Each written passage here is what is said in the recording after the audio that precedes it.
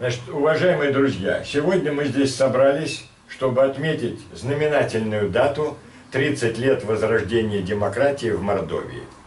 Одно время я посетил наш краеведческий музей Воронина, замечательное здание, и года 2 назад там была замечательная выставка, посвященная выборам в нашей стране. Был 1917 год. На выставке, я даже сфотографировал, самые свободные выборы были в нашей действительности, это 100 лет назад. В 1917 году в учредительное собрание по Саранску было 7 списков. Там были и бундовцы, и эсеры, и социал-демократы, и мещане. Замечательно. То есть вот это, конечно, надо прочувствовать. Дальше я прошел, когда по витринам и посмотрел, что в 1937 году мы уже голосовали за одного из одного. То есть бюллетень был, в нем одна фамилия, и голосовали там 99%. Но в 1989 году наступила перестройка, тут был новый закон о выборах сформирован, и тогда получилось таким образом, что были выборы в последний СССРовский парламент, народных депутатов СССР был по новому закону о выборах. Этот закон был довольно демократичным. Вот. Поскольку сегодня уважаемая Тамара Васильевна Тюрина не смогла по семейным обстоятельствам, она мне рассказывала, 2 дня назад в Москве их собирали народных депутатов СССР последнего созыва и провели вот это мероприятие, посвященное 30-летию открытия съезда народных депутатов СССР. Вот. Я подготовил выступление и буквально тезисно, я потом средства массовой информации предоставлю, потому что это интересно. Кто-то, может быть, напечатает, кто-то даст ссылку в интернете, посмотрит. Я тезисно пройду. Россия в 90-х годах, утверждение демократии. Перестройка, начатая в 1985 году Горбачевым и его ближайшим окружением, носила противоречивый характер. Целью перестройки была реформа системы, но не изменение ее сути. Вместе с тем, гласность и политический плюрализм, появление новой прослойки гражданского населения, участников кооперативного движения, опрокинули ее первоначальный замысел. В самом руководстве КПСС появились силы, которые в личных интересах попытались использовать мощную волну выступлений, целью которых явился слом монополии на власть, партии и изменение государственного, общественного, политического, экономического и социального устройства страны. Эти силы возглавил секретарь Московского комитета партии Борис Николаевич Ельцин. Демократическое движение в государстве было слабым и неоформленным, без единой программы, партии и организаций, но раскол в руководстве партии КПСС придал ему новый импульс. КПСС потеряла авторитет и влияние, начался ее распад. Руководство партии прибегло к излюбленному методу своей политики, насильственному подавлению демократического движения, дискредитации своих политических оппонентов. На Октябрьском пленуме ЦК КПСС 1987 года Ельцин выступил с резкой критикой половинчатых, непоследовательных реформ, проводимых Горбачевым. За это он был снят со всех своих постов, выведен из состава Политбюро и вплоть до 1989 года оставался неудел. Но в 1989 году при поддержке демократического движения он был избран народным депутатом СССР.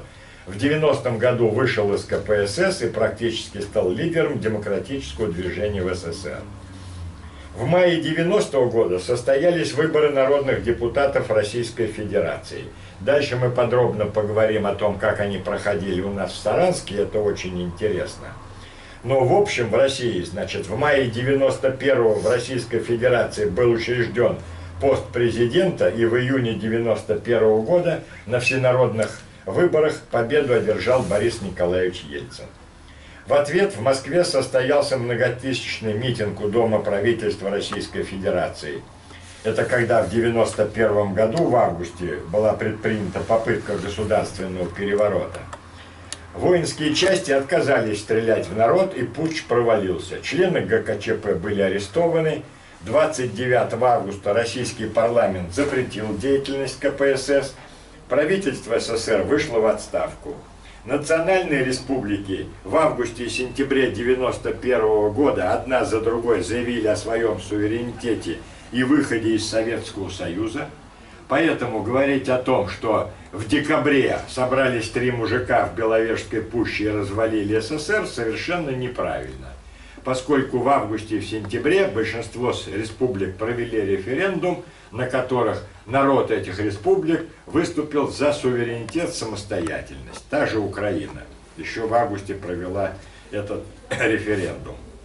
Поэтому в Беловежской пуще 8 декабря было только принято решение о создании Содружества независимых государств, поскольку те государства, которые заявили о своем суверенитете, остались как бы неприкаянные, и вот это был создан СНГ.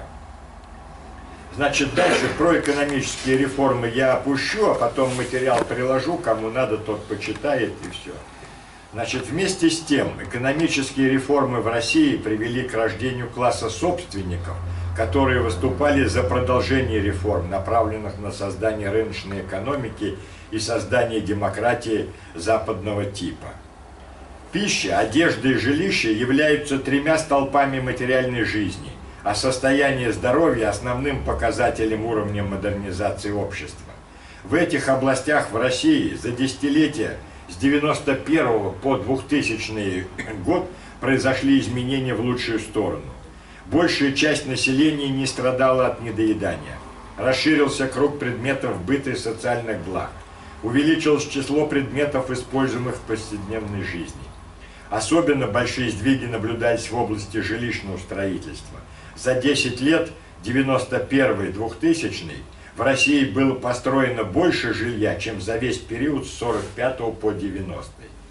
Люди получили бесплатно или купили по мизерным ценам миллионы новых земельных участков, и в 1999 году в стране было 40 миллионов землевладельцев.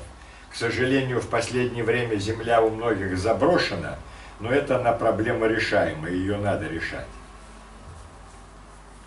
Новая власть практически открыла границы и упростила выезд за границу. Ежегодно выезжает за рубеж на работу, в отпуск, частные поездки по туристическим путевкам около 10 миллионов человек на собственные средства. В России произошел прорыв в культурном производстве, полиграфическое производство достигло уровня самых передовых стран. Вырос престиж образования, число вузов выросло с 502 в 90-м году до 880 в 1997, а число студентов с 2,9 миллиона до 3,2 миллиона.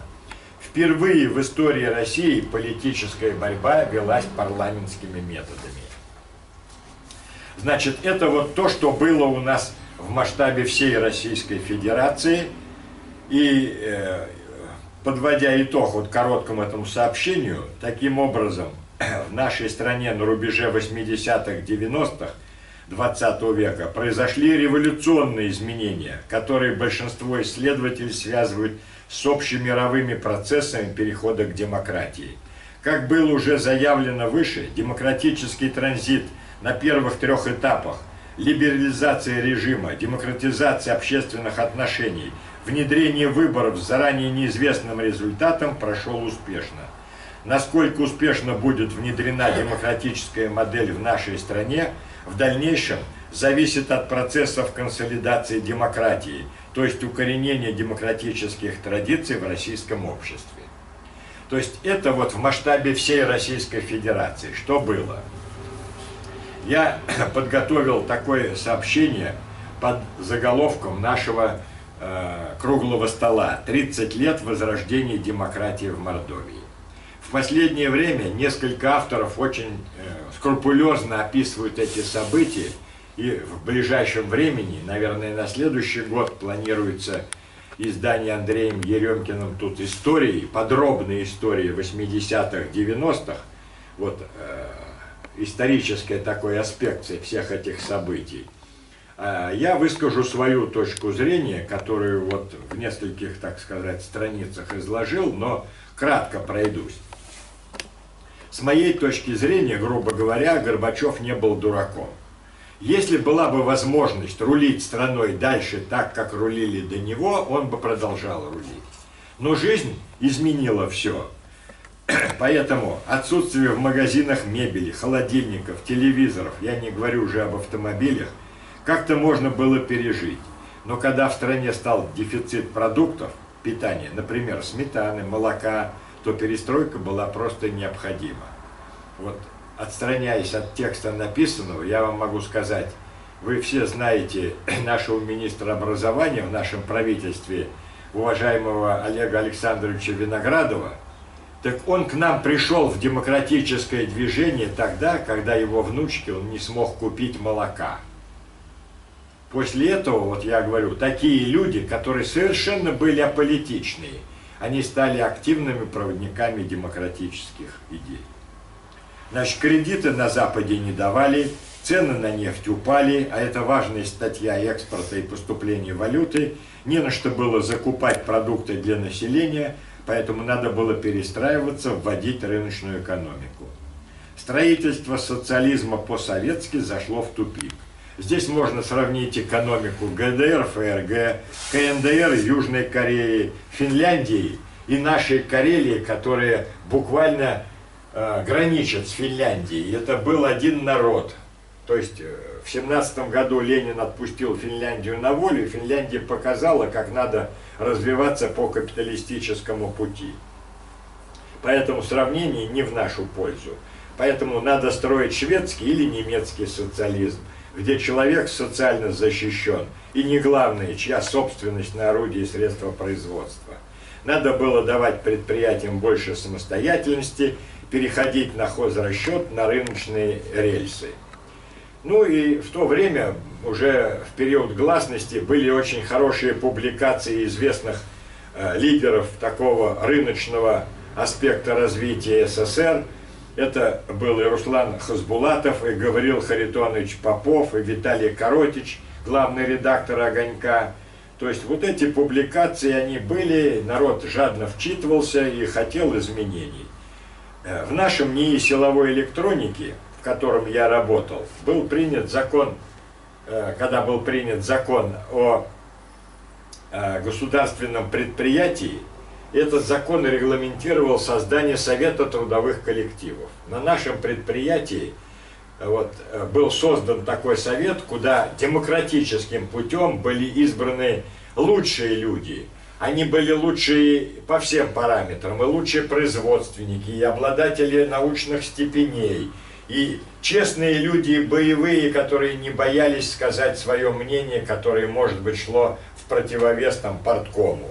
Поэтому в нашем производственном объединении НПО силовой электроники, куда входил еще опытный завод, или НИИ силовой электроники, где был институт, был боевой совет трудового коллектива, который возглавил Русских Альберт Александрович.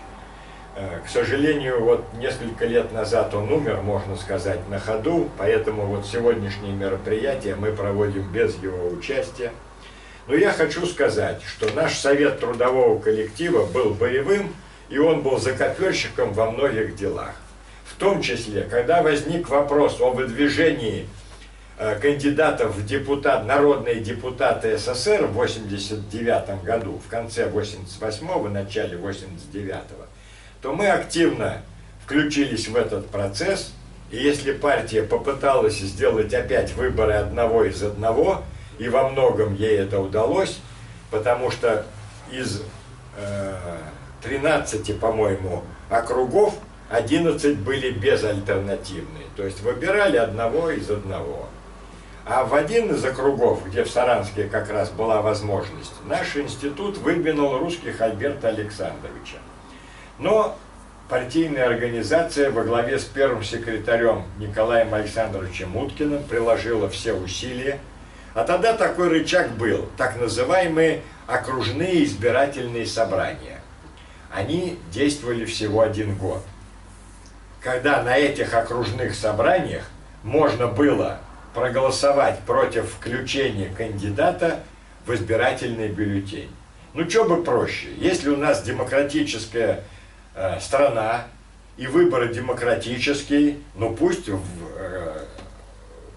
в качестве, в избирательный бюллетень пусть будут включены там 3-4 кандидатуры. Кто из них лучше, за тех народ и проголосует. Но нет, КПСС не могло это пустить на самотек. Там в законе было так прописано. Если выдвигаются 2 кандидатуры, окружное собрание не проводится.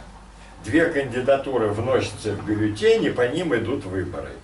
И когда оказалось, что к тому кандидату, который был выдвинут по заданию обкома партии, вдруг появился второй кандидат русских Альберт Александрович, срочно надо было искать 3-ю кандидатуру, чтобы русских потом с помощью окружного собрания выдавить. Так они и сделали.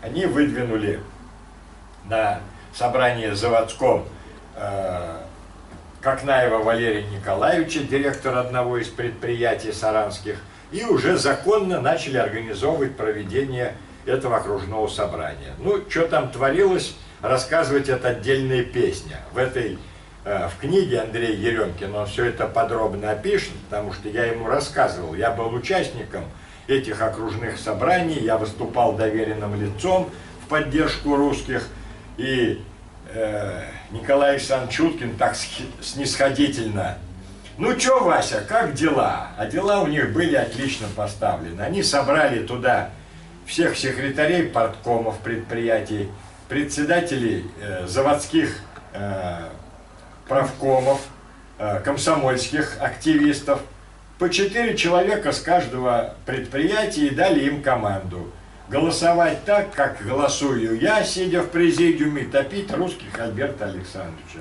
Они так и сделали. В конце концов, русских набрал всего 60 голосов там из 350 участников и не был включен вот в избирательный бюллетень. Тогда что нам оставалось делать? Нас было не так много, там 50 активистов у нас в институте, и из полсотни, может быть, по городу, с каждого предприятия, там, с министерства, по нескольку активистов. Мы вместе собрались и призвали: давайте призывать народ голосовать против всех. А там было прописано так: если больше половины не набирает ни один кандидат из тех 2, что зарегистрировано, идут новые выборы. Мы прочитали все это, осознали и призвали народ. Народ нас поддержал и сорвал эти выборы, можно сказать. Никто не набрал больше 50, началось новое выдвижение. И тут очень хорошо подсуетились наши друзья-демократы с электровопрямителя. Вот Виктор Федорович Яряшев, один из основоположников того неформального клуба «Демократическая инициатива», который в то время собирался, я говорю неформально, потому что не было заявлено об этом нигде. Мы не регистрировались ни в налоговой, ни в Минюсте, нигде. Просто собирались там 2 десятка единомышленников, обсуждали вопросы перестройки, поддержки рыночной экономики. А тут, когда вопрос возник по выборам, значит, мы решили поддержать наших демократических кандидатов. Но когда нам не удалось русских Альберта Александровича зарегистрировать, то наши друзья с электровопрямителя, а там известные тоже друзья-демократы, тоже техническая интеллигенция, подсуетилась и выдвинула замечательного человека Тамару Васильевну Тюрину, которая была и отличный работник, она там была награждена и серебряной медалью ВДНХ, и была лучшей по профессии, и вообще отличница, кончала школу с золотой медалью, вуз с красным дипломом, не была членом партии, была честным, справедливым человеком. И когда удалось ее зарегистрировать в качестве кандидата, я думаю, здесь промахнулись Уткин и его команда, думали, ну ничего, мы там обломаем ее, женщины, все такое, а потом она нигде не светилась. Она оказалась у нас нашим кандидатом, мы призвали поддержать ее. Она сама очень отлично поработала на предвыборных собраниях, потому что она могла говорить лучше, чем там бригадир строителей. И на всех этих избирательных собраниях она хорошо выступала. А раньше, в период гласности, очень многие эти вопросы освещались в прессе и на телевидении. Вот, к сожалению, у нас не смогла подойти Маргарита Борисовна Шаинова, она давала согласие на участие, и почему-то вот не смогла. То она могла рассказать. Там определенные тоже веяния свободы были, там известные демократы, мой будущий пресс-секретарь Анатолий Терентьевич Антонов с радио, Николай Михайлович Федаев с радио, Маргарита Борисовна Шаинова с телевидения, Валентина Тихоновна Дворянчикова с телевидения. То есть тут уже были люди. А потом у нас уже в то время был наш депутат Горсовета Новиков, который зарегистрировал газету «Саранские вести». А это вообще был рупор Горсовета. Газета могла печатать все, что угодно. Но ни разу не нарушила закон о средствах массовой информации, потому что печатала только проверенную информацию. А какой эффект имела справка? Когда, помните, поступило более 90 автомобилей в конце 80-х годов для продажи их инвалидам, ни один автомобиль не ушел к инвалидам. И потом там было дело сельской молодежи, то есть среди сельской молодежи, которая выписывала редкую серию книг только для сельской молодежи. Оказалось, Латванова, Волков и так далее. Ну, то есть вот все вот верхушки, они числились как сельская молодежь. Так вот о чем речь. И вот газета «Саранские вести» могла публиковать эти материалы. А противопоставить им было нечего. Ну, был там «Саранский курьер», орган горкома партии, который пытался там что-то давать даже новые материалы, но противопоставить этому нечего было, потому что писали правду.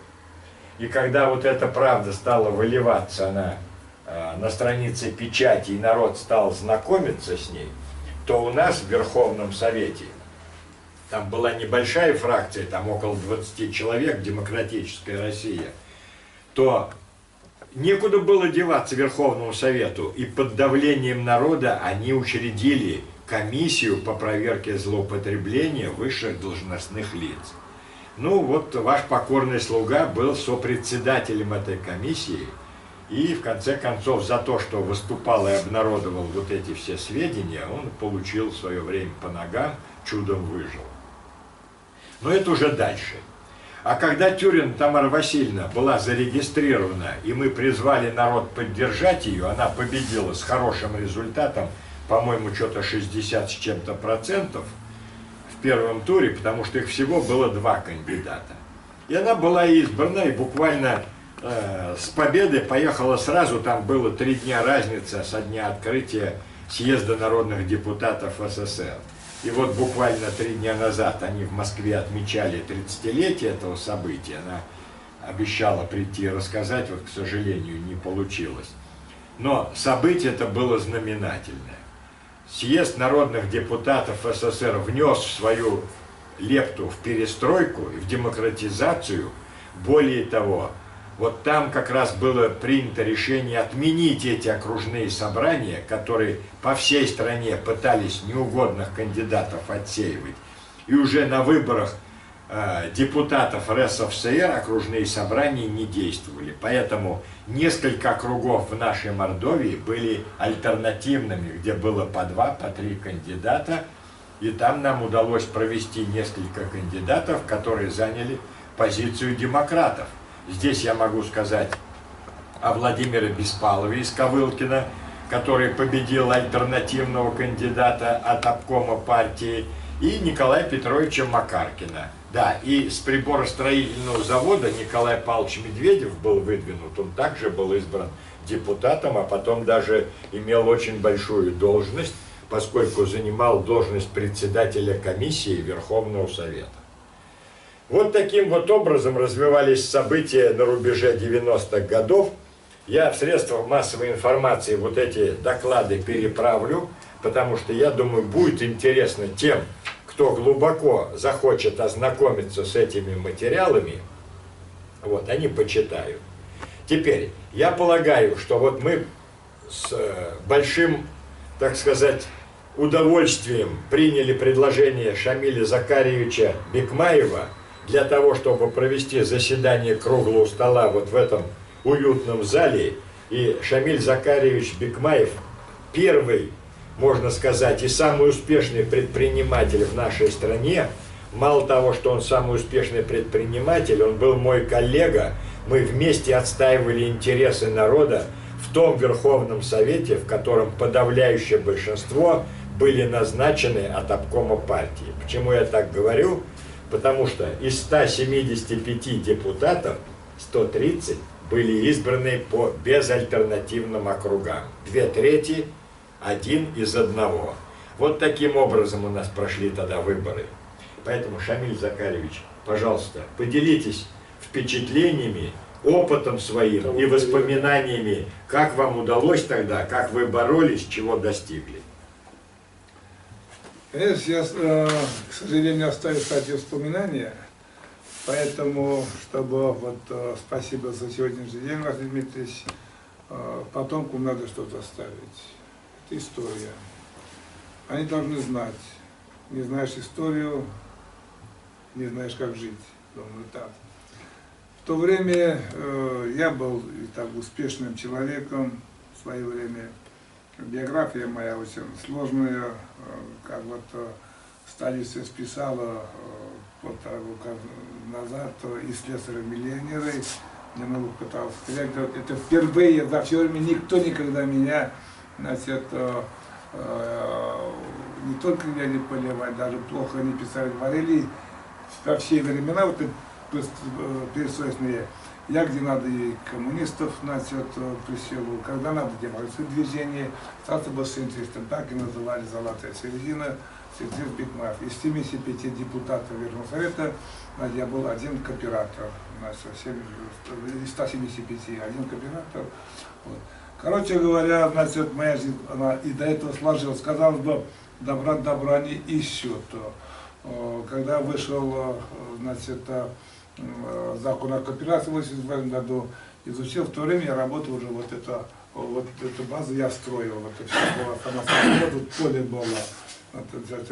Работа начальником монтажного управления Минметрома СССР. Управление, значит, ТЭС в Москве был глав, у меня было 7-8 года участки, то есть я успешно работал.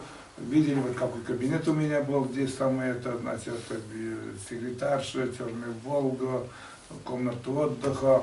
Зарплат я получал тогда больше меня, в то возле этого на 80-е годы никто не получал. Значит, очень интересно, просто для истории я вот взял, партбилет сохранил, да, вот партбилет сохранил, значит, понятно, коммунисты были, если, значит, вот посмотреть, значит, вот 80-х годов, значит, вот когда закон о кооперации приняли 88 год, да, средняя зарплата 825 рублей в месяц. Когда комиссар обкома получал 550 березин. Ректор университета получал 550 рублей. 825. 89 год. Средняя зарплата 4377 рублей. Понимаете? 90-й год. Средняя зарплата 3613. 91 год. 3 месяца взносы платил, а потом перестал уже.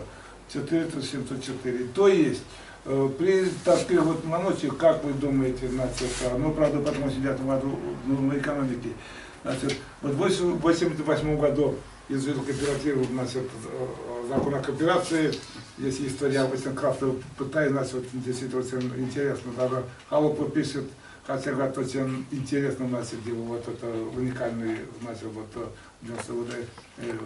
значит, работу в экономике, значит, и потом имел такой вот это все, и вдруг, значит, захотел, значит, новый метод кооперативный. Создал кооператив из 4 человек. В министерство, сначала не хотели пускать, в больнице мотался, значит, создал, зарегистрировал. Я вам только не говорю, это свой пис, скажу, тоже на юбилей 30 лет, сегодня, значит, я национальной экономики. В 1989 году, 31 января, зарегистрировал кооператив монтажник. 1 апреля с этих аппаратов уволился, ушел, арендовал в Новосенку крупного 2-3 кабинета, без ничего, ни машины, ни телефона, ни мебели, все, сел и сел. И вот начал работать с этого надо. Потом, значит, ну что-то делать надо. Когда 1 апреля уволился с работы, значит, 7 апреля звонок из Москвы, из Министерства, пригласили меня заместитель министра медицинской промышленности СССР Романенко. 12 апреля был у него, значит, когда, оказывается, значит, рассматривали строительные дела министерства, и сказали, значит, там теперь дела плохо пойдут. И в Тельце, и в Саратове вылез начальник управления, один из ведущих управлений. Было так у нас управление, 42 управления было по всему министерству, от Балтики до Тихоокеана мы выполняли свои работы. Он тоже пригласил, значит, предложил работу управляющим тестами, говорит, пойду, я тоже не пойду. Но бери в аренду все предприятия. Я говорю, я уже все методы прошел. Я кооператор, я говорю, буду миллионером. Честно, это вообще. Нет, ты что? Он потом говорит, ну как, я говорю, продайте это предприятие, я куплю. Это, вы знаете, авантюра, да? Он, ты что? Я тогда, Виктор Федорович, извините, до свидания. Я говорю, осенью приедете, путем конкуренции это предприятие ставит русские ножки. Я сам построил, вот это земли получал, я создал с нуля, вот управление, базу построил, все. Вот. Короче, говорим, постой, я против, как бы там министр скажет, я вашу проблему. Уехал, это было 12 апреля.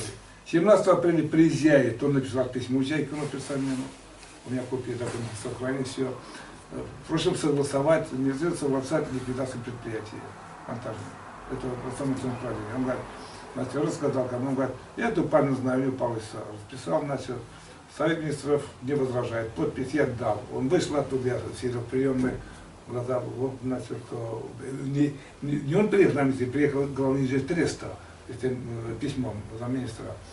Ну все, значит, 3 мая выходит приказ министра Союза ликвидировать монтажное управление, продать кооператив монтажный, все по балансу стоимости, за 670 тысяч рублей, правоприемникам 300 апреля, все, 2 месяца, значит, ведем, дали, значит, отработку. С 1 июля всех уволили, управление.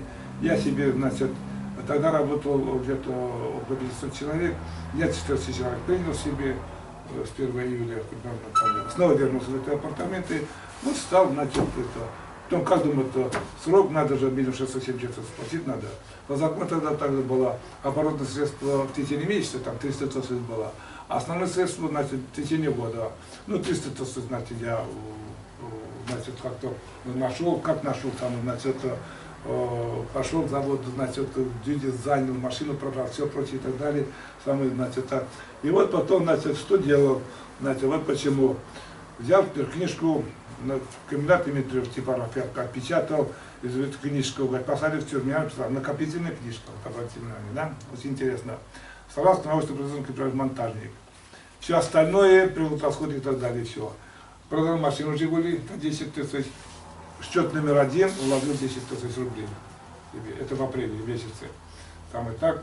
Значит, потом набрали, значит, люди начали верить, вкладывать и так далее.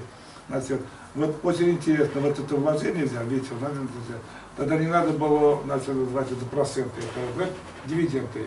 На это начали будут дивиденды 80% годовых или получали. Я набрал деньги, значит, а потом, значит, первый последний, значит, в Мордовии выпустил акции, значит, бумажных носителей. Еще далеко, значит, даже понятия ко мне было. Так я выпускал, значит, 100 рублей продал акции, на них вот дивиденды тогда большие и так далее, большие прибыли начали получать работы и так далее. И в течение года полностью, значит, 1 670 000 рассчитался государством. Там и так, этим там стал советским миллионером в 90-м году. Там и так, значит, потом пошли, потом выборы в Верховный Совет, сначала в Мордовии. Уговаривали, ну, потом заявление. И вдруг меня начали уговаривать, значит, пригласили в райком партии, значит, откажите, я буду, значит, мои вот коллеги, юристы, экономисты, но уговорили. Вы по Светтехстрою, по-моему, да, баллотировались там. Короче говоря, значит, но потом, они взяли потом, значит, вы правильно сказали, значит, альтернативу мне крупного директора завода. Да. Я не мог, я его считал своим учителем, я там работал, выходил оттуда, биохимик, старшим инженером, я к нему работал, он тогда главный механик был, я старший инженер. Вот, он стал директором завода, я стал главным механиком, потом директором все равно стал.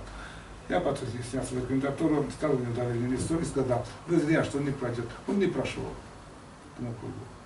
там и так, значит, а потом на май месяц объявили, и тут я пошел уже потом. Потом пошел, значит, из 3 кандидатур, значит, тогда Василий Митрофанович был моим, значит, Грузнова Михайловича, значит, агитировали за них. Значит, Грузнов идет, Жирцах идет, значит, тогда и в май месяц тепло, на улице все, Медведев ходил, вы ходили, значит, туда агитировать. Грызунов. Грызунов Владимир Николаевич. С Приборки, да. Старший инженер. И меня костерят. Он кооператор, пирожками торгует. А мы как это? Значит, Грызунов, он собирает правильно, а второй был коммунист, значит, Денсино, значит, с Мордофином, президент правкома.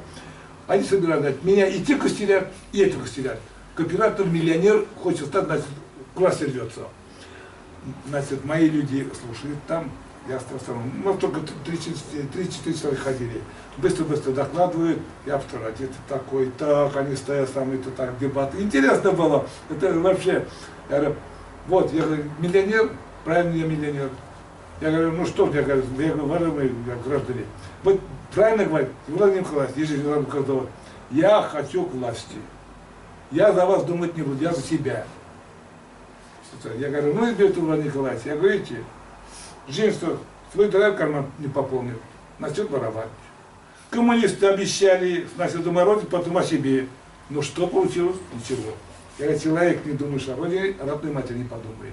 Каждый должен о себе. Я говорю, я думаю о себе, не о вас думаю. Давайте я вот нас 300 миллионов о себе подумаем, ничего, все вот в рае будем жить. Все хорошо. Поверили, да? Да. Я говорю, я кооператор. Я говорю, когда я говорю, у меня госпредприятие, я говорю, получали 250 рублей в месяц. Я получал 3-4 раза больше. И потом я им говорю, давайте, значит, я буду вот кооператором, миллионером, но вам зарплату 2 раза увеличу. Будете 500 рублей получать, 2 раза. Но себе 100 раз уже я буду миллионером. Вы согласны или нет? Или вы по старому работе по 250 рублей получаете, ваш директор угодит 1000 рублей, допустим, 15 больше. А если я вам предлагаю, вы 500 будете получать, а я буду миллионером буду. Если вы не завидуете меня, у меня это в статьях, это опубликовали, да, печать, все есть. Я говорю, тогда я говорю, как пьяный мужик пошел на рыбалку, зависть был страшный, я говорю, поймал рыбку. Тот говорит, значит, отпусти меня, что хочешь, я тебе сделаю. Ну, такой завистный был. И говорит, вот у меня соседу корова, бах ему корова. Он говорит, нет, соседу корова не нужна, чтобы сделал корова сдохла. Я говорю, если вам не нужны, так, не буду вашим депутатом. А так, все, я стал депутатом совета один. Вот, знаете, анекдотично, такой вот комедианно, трагично, вот так вот стал, пришел, я же там, стоматологное управление меня с монтажники, вертолы и так далее, что все, и просто все бывало, так ведь так.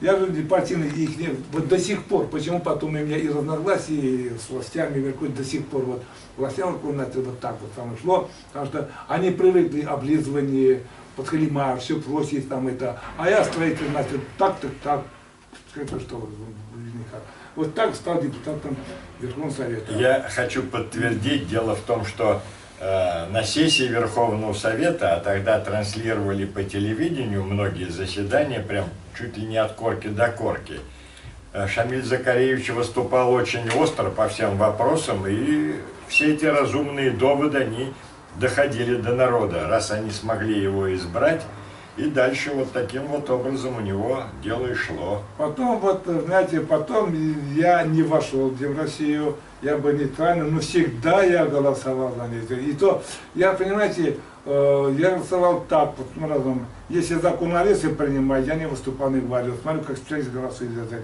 Если об экономике понять свое мнение, о политике свое мнение, поэтому то их поддерживал, то иногда их осаживал тоже в какой-то степени, более разумно, но всегда, значит, было вот выступление. И когда вот я говорю, вот, показываю, значит, очень интересно, вот, когда та сессия, апрель 93 год, когда Конституционный суд, значит, решил, потом уже, значит, ликвидировали, здорово, вот, колдаться-то, вот, понимаете, как будто вот это вот я для музея истории, значит, вот нашел, значит, это, и вот, значит, ведь сейчас хорошо.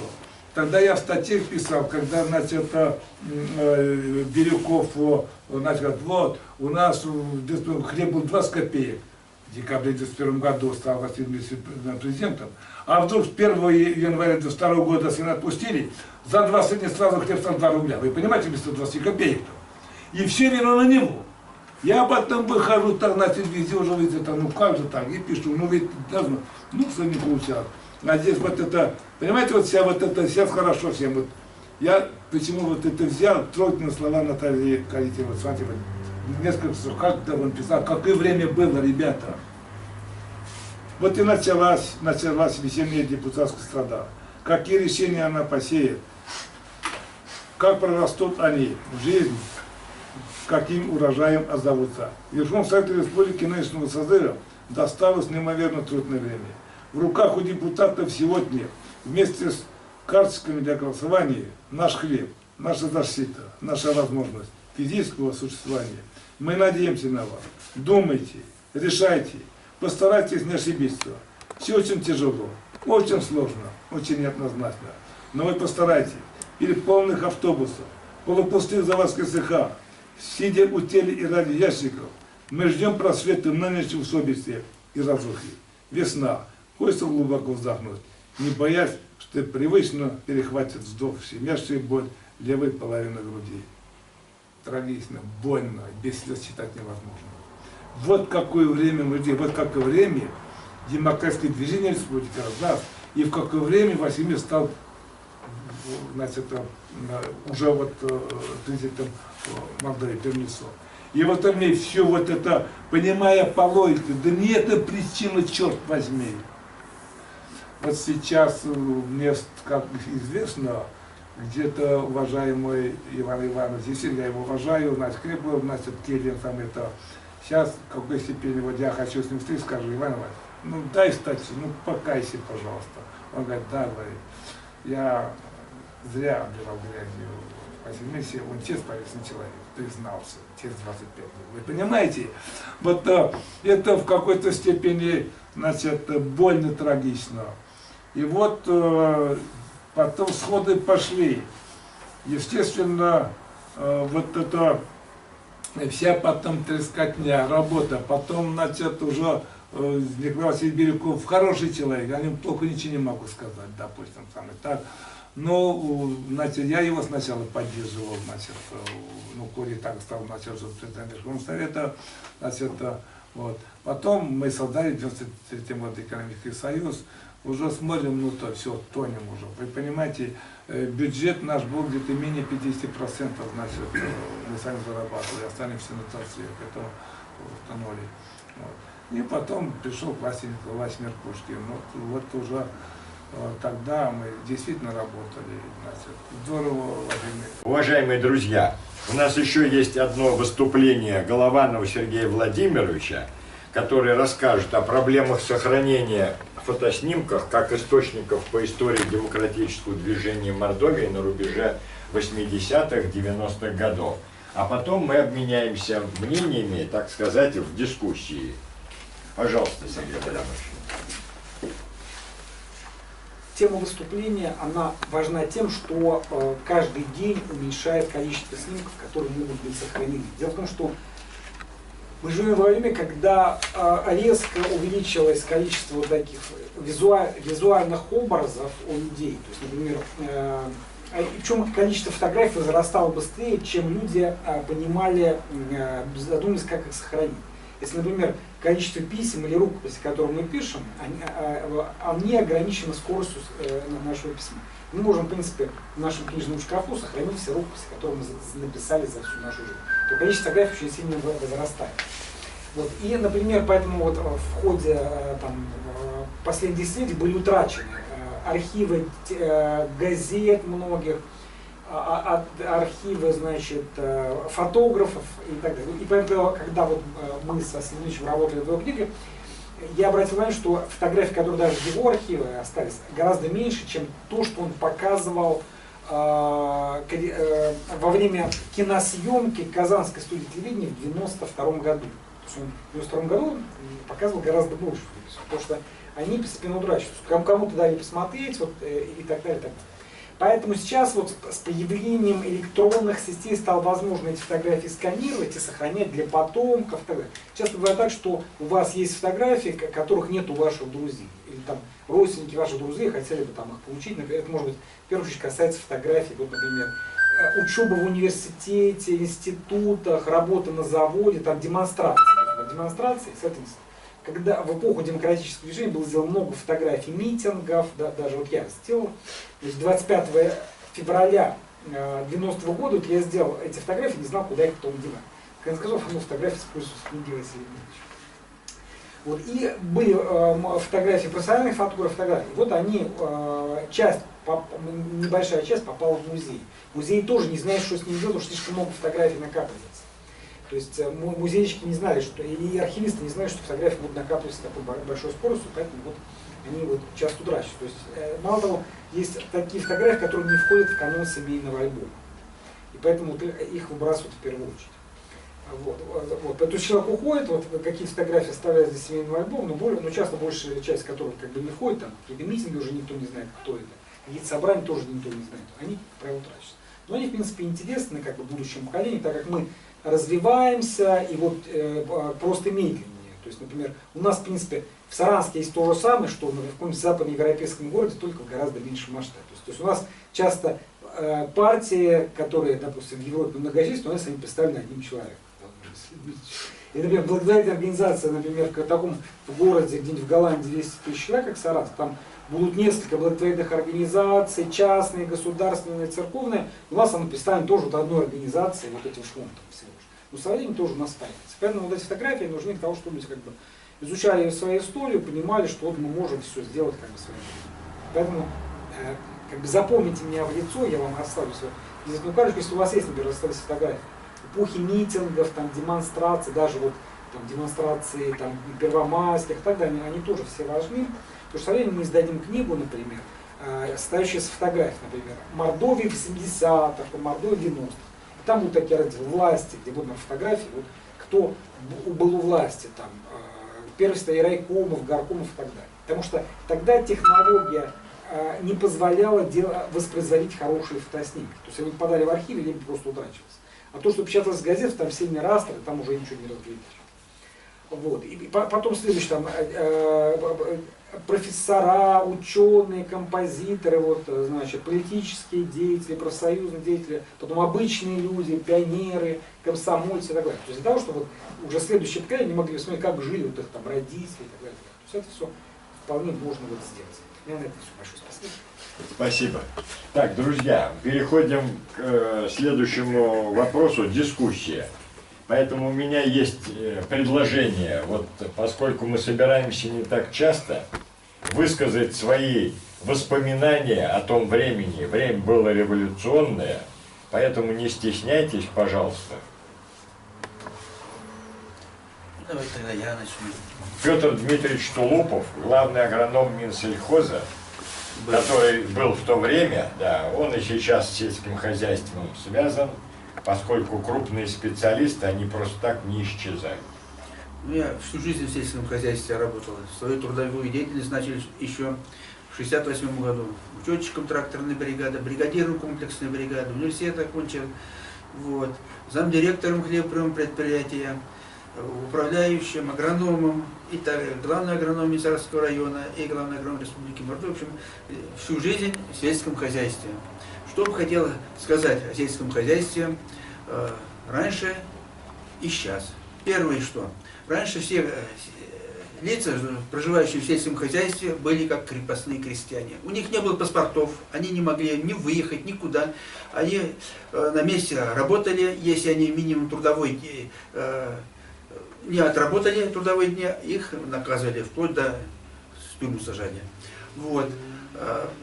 Дальше имели все подсобные хозяйства. В подсобных хозяйствах их обязывали продавать масло, шерсть, яйца, мясо, что производили, их обязывали сдавать. Они сдавали. Для себя еле-еле оставляли. И так далее. Производили картошку, овощ, то же самое заставляли их сдавать. Люди жили концы с концами. У нас семья была, у меня 7 детей, и отец, мать еле-еле концы с концами сводили. Мать шила на машинке, и днем и ночью, вот мучились. Это было в советское самое время. Далее, что же давали за трудодни? Ну, если зерно дадут 200 грамм, если полкилограмма дадут, это очень нехорошо. Вот прикиньте, если 300 с чем-то трудодней, сколько получат за все трудовое время? Все мучились. И когда паспортов не было, и когда я в университет в 70-м году, когда поступил, документы пробивал, несколько раз районное руководство атаковало, чтобы мне дали документы на получение паспорта. Я не мог выехать, даже поступить в университет. Тем не менее, когда стала общая паспортизация, люди хлынули, побросали село, начали уезжать. Это между 80-е и 80-м годами. Вот, когда я после армии вернулся в родное село в 80-м году, то в окружении села приблизительно где-то 5 километров, десятки населенных пунктов, сел, то есть, с лица земли смелись. Это Камак уже, где-то 170 дворов было. Это Кадышево, Пензенская область. Это Пролетарка, Самарка, Федоровка, Ямской и так далее, и так далее. Их нету. Я был поражен. Хотел встретиться с одноклассниками, их нету. Они все побросали, уехали. Но в селах еще люди были по инерции. Все старожители очень жалели об этом, что села пустошаются. Дальше пошло поэтому. В настоящее время село старые находятся, молодежь все побросали. Раньше смеялись. Если раньше, говорят, в Москву ездили за колбасой, теперь ездят за деньгами. То есть ищут там работу. В селе нет работы для многих. Ну где работать? Кем работать? Малых предприятий там нету. Если раньше мельницы были, прочие, они где-то трудились. Сейчас этого нету в селе. Я просто в сравнении делаю того времени и сейчас. Хотя село живет намного, десятки раз лучше сейчас. Обеспеченнее. Но молодежи там нету. Если я учился в школе, был более 400 человек, это 70-е годы. Сейчас там 8 человек в этом селе. Нету. Село, половина дворов пустуют, бросовые. А все в основном пенсионеры. Хотя все вот там вроде и строят предприятия, и вроде стараются возродить.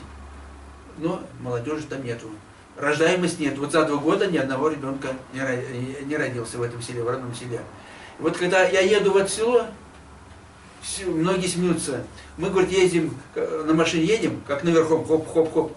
Дороги вся в рытвинах, в ямах. Это уму непостижимо. Если вот центральной дорогой едешь, не чувствуется все. А вот в селах конкретных одни дороги в ямах. И все, говорят, галопом ездим, хоп-хоп-хоп на машинах. Вот едет, уму непостижим. Даже многие боятся туда ездить, можно изуродовать свою машину. Почему же вот село стало поддерживать демдвижение? Вот я был в свое время демдвижение возглавлял, в Республике Мордовия в свое время было. Вот. Почему? Потому что им очень-очень надоела вот эта крепостная жизнь в советские времена. Но где-то 90-е годы, все помните, были одни талоны. 25 талонов я не мог отоварить. В Москву поехал в ЦУМГУМ, прилавки все пустые. Я был ошарашен, думаю, как это так? В Москве ЦУМГУМ, когда гремели, но они пустые стали. Здесь в магазинах нету. Талоны не могу отоварить. Уму непостижимый. Народ начал восставать. Уже эта жизнь им абсолютно никому не нравилась. Начали объединяться, выступать против руководящих органов партии. То есть наш корабль, который вёр КПСС, сел на твердый мель. Вот поэтому все начали против этой жизни. Дальше как бы лучше. Когда президентом избрали Гусельникова Василия Дмитриевича, первый год, это в 92 году, помню, урожай в Республике Мордовия был самый высокий по сравнению с теми годами. Миллион, где-то около 200 тысяч тонн. Больше миллиона тонн. А? Больше миллиона тонн. Миллион 200 тысяч. Да, миллион где-то 200 тысяч. Вот при нем я же знаю, я все занимался. Урожайность очень хорошая была, все нормально было, все довольны были люди, и зарплата была хорошая, все было нормально. Дальше пошло падать. Почему? Техники нет, запчастей нет, горючие, то же самое, тормозы, удобрения, защитные средства. Тоже проблемы стали возникать. Вот и люди начали еще хуже жить. Далее, вот на сегодняшний день в селе условия намного лучше. Если раньше велосипед не могли купить, теперь машины везде. Питание, пожалуйста, вопросов нет. В магазинах любое, что хочешь Я купить. вам перезвоню через пару В селе часов. живут, Перезвоню вот я через тут пару приехал в село, часов, занят сейчас. намного лучше, чем мы жили. Намного лучше жили. Но старожилы все очень переживают за распад, что мы умрем, если моей родины не будет, родного села. Вот за это они очень-очень переживают. Лучше мы, говорит, жили бы хуже, но чтобы мое село родное жило бы. Вот они сейчас. Поэтому задача стоит, вот какие-то там вопросы, проблемы, возродить так село, чтобы у нас в селе было бы так же, как и в городе. И строительство, и переработка, и все прочее. Чтобы село, если у нас возродится село, то у нас самое счастливое государство будет. Вот что я хотел сказать. Спасибо, Петр Дмитриевич. Виктор Федорович, скажите несколько слов, поскольку вы стояли около организации, можно сказать, демократического движения в Саранске и в республике в целом. Фамилия? Юряшев Виктор Федорович. Значит, ну, я специально как-то не готовился, я, так сказать, повестку дня, как говорится, не знал вот этого нашего совещания, вот, круглого стола. Конечно, мы в те времена были, так сказать, романтиками. И наш романтизм, он когда основывался, наверное, на том, что мы, так сказать, слишком мало знали, так сказать, об альтернативном строе, так сказать, по отношению к тому, как мы жили, да. Естественно, информации у нас этой не было. И мы, так сказать, конечно, так сказать, пытались, исходя из своих вот тех скудных знаний, что называется, значит, построить, заложить основу того строя, который, так сказать, нам представлялся. Вот, нам представлялось, что, так сказать, достаточно дать демократию, и, так сказать, рынок появится, и, соответственно, рынок все расставит по своим местам. Конечно, значит, мы не ожидали, что наступят вот эти 90-е годы, когда, так сказать, ну, большая часть нашей промышленности и, так сказать, рухнула, можно сказать. Ну и, как говорят, сельское хозяйство, в общем-то говоря. Конечно, здесь, наверное, были альтернативные возможности, каким-то образом можно было, так сказать, более управляемо сделать этот процесс. Вот, ну, здесь вспоминали Китай, где, так сказать, удалось с помощью, так сказать, КПСС строить капитализм. Это ну, с помощью КПК строить ну, капитализм. да, вот, так сказать, аналогии какие-то, так сказать, да, и можно было, наверное, более управляемо, так сказать, без вот этих вот потерь, что называется. Ну, кстати говоря, ведь вот эти вот события 90-х годов, они очень сильно и подорвали веру в демократию. Вот, потому что, так сказать, народ ожидал, что появится, так сказать, рынок все расставит, демократия все, так сказать, наладит. А получилось, что вот, так сказать, получился разгул демократии, можно сказать, да, то есть связали это вот с разгулом демократии и, соответственно, так сказать, вот, получили то, что получили. И вот только благодаря, наверное, уже вот к концу 90-х годов, в начале 2000-х годов как-то, так сказать, вот этот порядок удалось, так сказать, наладить. Когда нефть подорожала. Ну, с одной стороны, нефть подорожала, с другой стороны, наверное, и, в общем-то говоря, некоторая, так сказать, централизация власти произошла. Она необходима при любой, я думаю, демократии, определенной, так сказать, управляющая, так сказать, рука власти, она должна присутствовать. Потому что вот, когда смотришь, что называется, демократию и на Западе, она там тоже, в общем-то говоря, далеко не, так сказать, вот такая полная демократия, да? То есть есть определенные, так сказать, ограничители какие-то. Вот. Ну, можно привести пример, я не знаю, так сказать, привести примеры, когда, значит, казалось бы, светоч демократии США, да? Но тем не менее, когда, так сказать, какие-то события наступают, президент призывает и средства массовой информации, значит, рекомендует им вести определенную политику, вот, и они начинают внутреннюю цензуру включать свою и начинают, так сказать, ограничивать эти вещи. Вот. То же самое с промышленностью, смотрите, вот, с экономикой, да, то есть так сказать, захотелось американскому президенту, условно говоря, ну, так сказать, или там, значит, establish, так сказать, США, допустим, они, так сказать, начинают вводить определенные санкции и, так сказать, по отношению к другим странам. И, собственно говоря, значит, сторонники, значит, промышленный менеджмент и, так сказать, представители промышленности, так сказать, собственно говоря, прислушиваются к мнению, так сказать, президента и начинают, так сказать, в этом фарватере действовать. Вот. Поэтому, так сказать, вот здесь,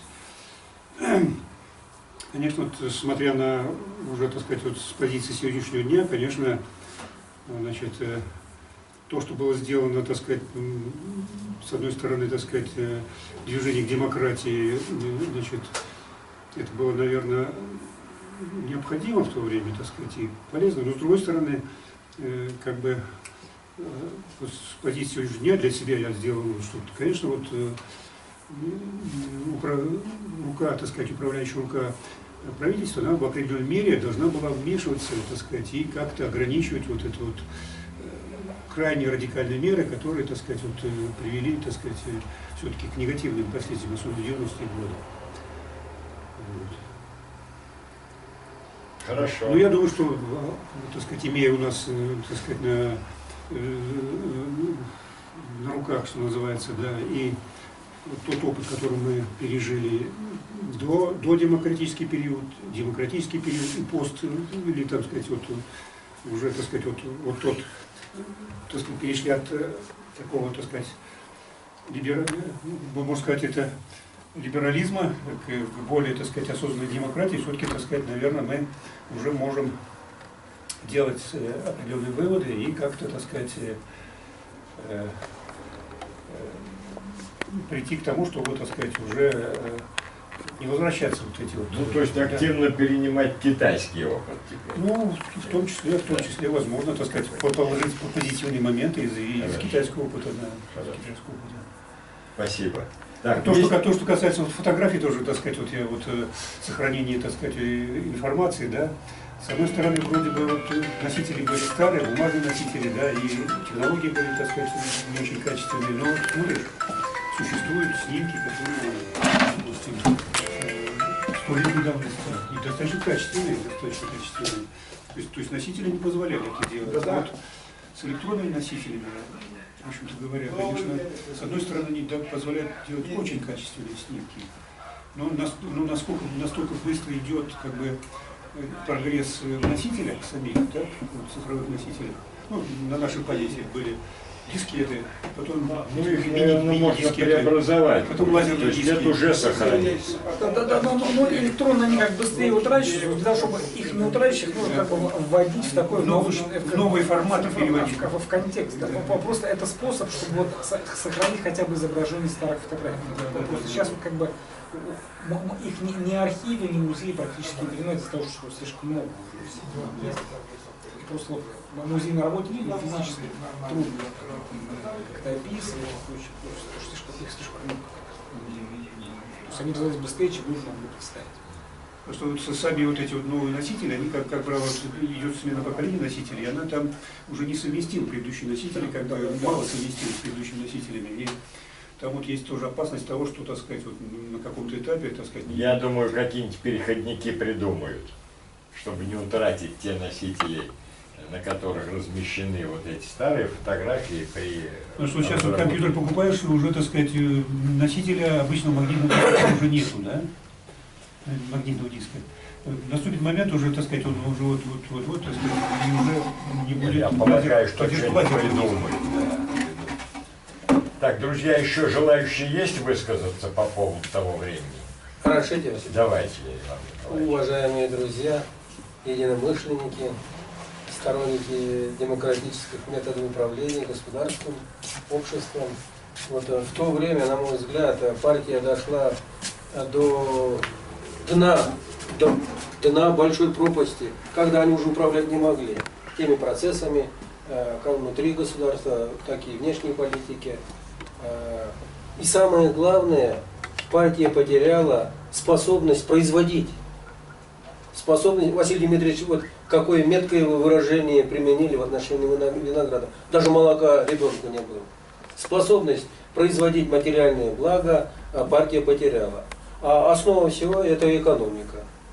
Вот. И кроме этого, большая была коррупция. Воровство страшное было. Мешки, это деньги воровали мешками. Правда, мало кто знал. Только об этом нельзя было писать. Нельзя было писать, говорить, тебя и убьют, и чего. Деньги воровали, вот шали, все мы в основном деревенские, женская шаль, зимой ездили на санях и укрывались шалью, чтобы не замерзнуть. Вот шаль расстелят в кабинет и наполнят вот эту шаль деньгами, завяжут от угла, и эти деньги несут. Никто не верит, но это было так. Это все... Поскольку я, говорит, знаю, поскольку работал в милиции. Да. И правосудия никакого не было. Закон не действовал. Закон действовал, значит, зубодробительный кулак первого секретаря. Вот и все, вот это весь закон. И суд, и прокурор у него в кулаке, и так далее, и так далее. Поэтому кризис наступил в 80-х, 90-х годах во всех сферах нашего государства и общества. И, значит, народ уже все не мог управлять, а партия не знала, что же делать. И в конечном итоге произошло то, что произошло. Горбачев объявил перестройку. Ну, то, что было произвол или нежелательные явления, события управления государственным обществом, это порождало вот те условия, которые тогда были. Партия, хотя сказала, что мы все, уходим, власть берите, а фактически на местах эта партия и руководила. И до сегодняшнего дня, значит, руководила. И поэтому все ошибки, которые мы прошли, те недостатки, которые мы прошли, они с внутренней необходимости были порождены вот этой жизнью. И я думаю, все равно наступит не так уж и далеко те формы управления государством и обществом, которые будут приемлемы для простого человека. Спасибо, Иван Николаевич. То есть, подводя итог сказанному, без демократии никакого развития общества оно невозможно. Поэтому надо стараться, чтобы демократии было больше. А тут уже появляется ответственность. То есть, если человека демократическим путем избрали на должность, ты будь добр, исполняй то, что положено, что за законами определено. Не справляешься, тут только сыграет роль демократия. Демократическим процессом на новых выборах выберут нового руководителя, который попробует справиться. Так, друзья, тогда у меня есть предложение. Вот я проект резолюции раздал вам, посмотрите, пожалуйста. Василий Дмитриевич, Да-да. а у нас, получается, один участник не выступил. Ну, может Юрий быть... Федорович может сказать несколько слов. Давайте. Юрий Федорович, может, вы расскажете еще ту историю, как вы вместе с Василием Дмитриевичем работая и активно предлагали ему выдвигаться? Я закончил университет в 1971 году, как Василий. Я, правда, промышленную электронику, физику. Пришли, я сразу в институт, то есть значит, попозже пришел в институт работать. Вот, когда действительно мы все чувствовали, была у нас довольно-таки серьезно солидный институт отраслевой, где как бы центр вот этого демократического, начало движения демократического Саратова. Общаясь с Виктором, общаясь вот с Васей, который как бы примкнул к этому движению, то есть активно. И когда Василий Дмитриевич вот, Верховный Совет выдвигали, вот там по Химашу, округу, я же не помню какого, там активно агитировали, ходили по домам, по квартирам ходили. И все были в то время, это было диковинка, все говорили, такое слышать из уст наших, что говорили, вот, ребят, вас посадить могут. Вот. Поэтому ностальгического воспоминания очень много. Хорошо, что не посадили. Воспоминаний очень много. Была цель, что мы были наивны, как бы действительно, что считали, что вот партии как бы отодвинуть или от правления, и все будет какой-то оазис, и все будут счастливы. Просто до конца многого не понимали, конечно. Сейчас с возрастом, с течением времени уже меняются какие-то соображения, подходы в жизни. Но это как бы не выкинешь, как слова из песни, так и с нашей жизни, вот романтизм наш, молодости. Есть очень много воспоминаний того времени. Вот эти митинги, такие вот вообще, как бы, События были, незабываемые, да. Вот. Ну, как бы, на самом деле, хотели, за что боролись, на то и боролись. Резюме. Спасибо, Юрий Федорович. Можно, значит, вот Я просто два слова. Юрий Федорович Прасолов, он тоже старший научный сотрудник в нашем институте, и мы тесно дружили и контачили, и когда меня коллектив НИИ выдвинул кандидатом в депутаты Верховный Совет Мордовии, то в 40-й школе у нас центр голосования был. И мы на самом деле по Химашу ходили, такие во дворах, организовывали стихийные митинги, сходки, объясняли народу, как, чего, за что мы будем. И тут большая его помощь была. Он молодец, старался, оказал помощь. Друзья, все, давайте мы сейчас круглый стол завершим. Значит, посмотрите проект резолюции круглого стола, а потом дальше уже перейдем к неформальной части. Есть какие-то соображения там, как поправить? Нет, ну это все хорошо нам идет. По-моему, Пойдет? Хорошо. Тогда я предлагаю принять вот этот проект резолюции, на этом наш круглый стол завершить. Спасибо большое за активное участие. Те, кто вовремя не прибыл на этот круглый стол, они просто много потеряли. Мы тут получили очень много новой информации, и еще обещал нам кто-то по книжке Конакову подарить. А свою книжку я обязательно, принес сейчас уже всем экземпляры. Поэтому с большим удовольствием мы переходим ко второй части, да? 50. Хорошо.